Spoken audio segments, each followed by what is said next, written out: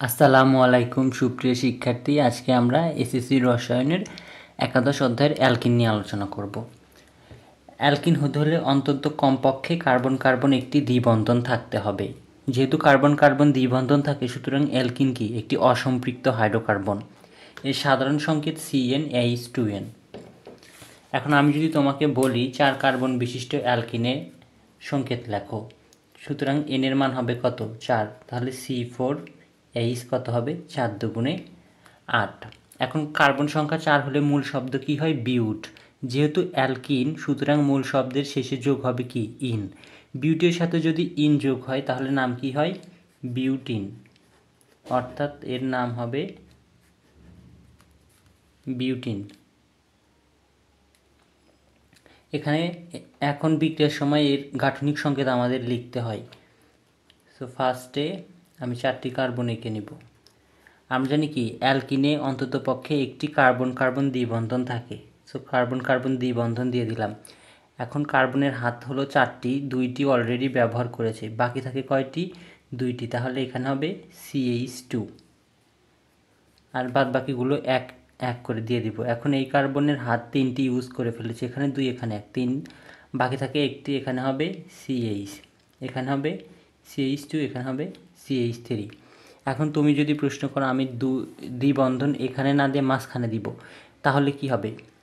সেই ক্ষেত্রে এখানে কার্বন সংখ্যা 3 হবে এবং এখানে এই কার্বন সংখ্যা কি কমে যাবে, অর্থাৎ এটি ব্যালেন্স হবে। যেমন এখানে হবে বেড়ে যাবে, CH3 1 বেড়ে গেল, এখানে CH ডাবল বন্ড, এখানে কার্বন সংখ্যা কি কমে যাবে একটি, CH3। এখানেও কিন্তু হাইড্রোজেন 8টি, এখানেও কিন্তু হাইড্রোজেন 8টি। এখন হ্যালোজেনের সাথে এরা সাধারণত বিক্রিয়া করে তৈলাক্ত পদার্থ উৎপন্ন করে বলে এদেরকে অলিফিনও বলে। অ্যালকিনের প্রস্তুতি অ্যালকাইল হ্যালাইড থেকে। এখানে 3 কার্বন আছে, সুতরাং এটি কি হবে? Propyl chloride. যদি 4 কার্বন থাকতো তাহলে বিউটাইল ক্লোরাইড, যদি 2 কার্বন থাকতো তাহলে ইথাইল ক্লোরাইড, 5 কার্বন থাকলে পেন্টাইল ক্লোরাইড। এটি কি করে? প্রোপাইল ক্লোরাইডের সাথে সোডিয়াম হাইড্রোক্সাইডকে উত্তপ্ত করে প্রোপিন, সোডিয়াম ক্লোরাইড ও পানি উৎপন্ন করে। এটি মূলত অপসারণ বিক্রিয়া। উচ্চতর শ্রেণীতে তোমরা জানতে পারবে এই সোডিয়াম হাইড্রোক্সাইড মূলত অ্যালকোহলীয় সোডিয়াম হাইড্রোক্সাইড এবং এক্ষেত্রে অপসারণ বিক্রিয়া সংঘটিত হয়। অর্থাৎ এই কার্বন থেকে ক্লোরিন এবং এই কার্বন থেকে একটি হাইড্রোজেন অপসারিত হয়। ফলে কি উভয় কার্বনের একটি করে হাত ফাঁকা হয় এবং এরা পরস্পরের সাথে যুক্ত হয়। যুক্ত হয়ে কী করে? দ্বিবন্ধন তৈরি করে। অ্যালকোহল থেকে এক্ষেত্রে প্রোপানলের সাথে গাঢ়, এখানে আমি প্রোপানলদের দেখিয়েছি, প্রোপানলের সাথে গাঢ় সালফিউরিক অ্যাসিডকে উত্তপ্ত করলে প্রোপিন ও পানি উৎপন্ন হয়। এই ক্ষেত্রে একই কথা, এই কার্বন থেকে OH এবং এই কার্বন থেকে হাইড্রোজেন অপসারিত হয়ে কি হয়? পানি উৎপন্ন হয় এবং উভয় কার্বনে কি হয়? একটি করে হাত ফাঁকা হয় এবং এরা দ্বিবন্ধন গঠন করে। অর্থাৎ এটি যদি খেয়াল করো CH3 bond CH2 bond CH2 OH, এই OH যদি আমি একটু ভেঙে ভেঙে দেখাই, এই OH আর H যুক্ত হয়ে কী হয়?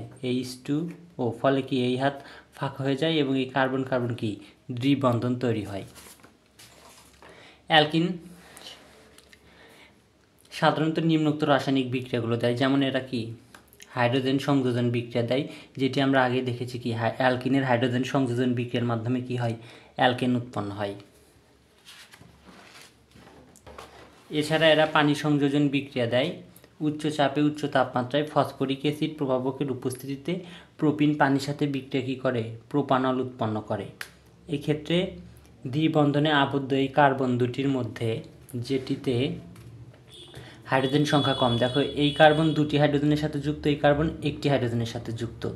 যেটি কম হাইড্রোজেনের সাথে যুক্ত তার সাথে কী হবে? পানির OH গ্রুপ দিয়ে যুক্ত হবে, আর যেটি বেশি হাইড্রোজেনের সাথে যুক্ত তার সাথে হাইড্রোজেন মানে H+ গিয়ে যুক্ত হবে।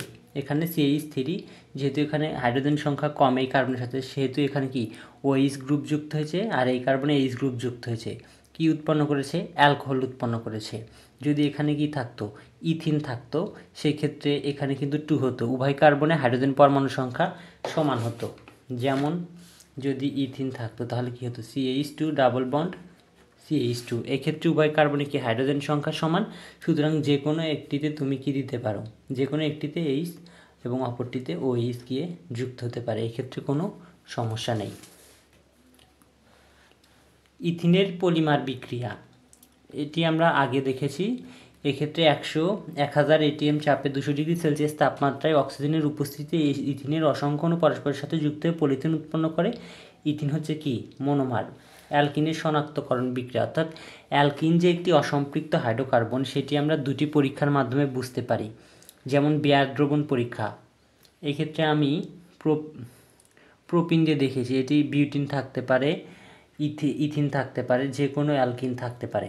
প্রোপিন পটাশিয়াম পারম্যাঙ্গানেট, KMnO4 হচ্ছে পটাশিয়াম পারম্যাঙ্গানেট দ্রবণ, এটি কি গোলাপি রঙের, এবং পটাশিয়াম হাইড্রোক্সাইড দ্বারা জারিত করলে কি জায়মান অক্সিজেন তৈরি হয়। এই জায়মান অক্সিজেন কী করে, প্রোপিনকে জারিত করে অ্যালকোহল প্রডিউস করে, অর্থাৎ অ্যালকোহল উৎপন্ন করে। এক্ষেত্রে পটাশিয়াম পারম্যাঙ্গানেটের গোলাপি বর্ণ অপসারিত হয় এবং সকল অসম্পৃক্ত হাইড্রোকার্বন এই বিক্রিয়া দেয়। অর্থাৎ যদি পদার্থটি অসম্পৃক্ত হাইড্রোকার্বন হয় তাহলে কি এরা বিক্রিয়া করবে এবং পটাশিয়াম পারম্যাঙ্গানেটের গোলাপি বর্ণ চলে যাবে, যেটি নির্দেশ করে প্রোপিন একটি অসম্পৃক্ত হাইড্রোকার্বন।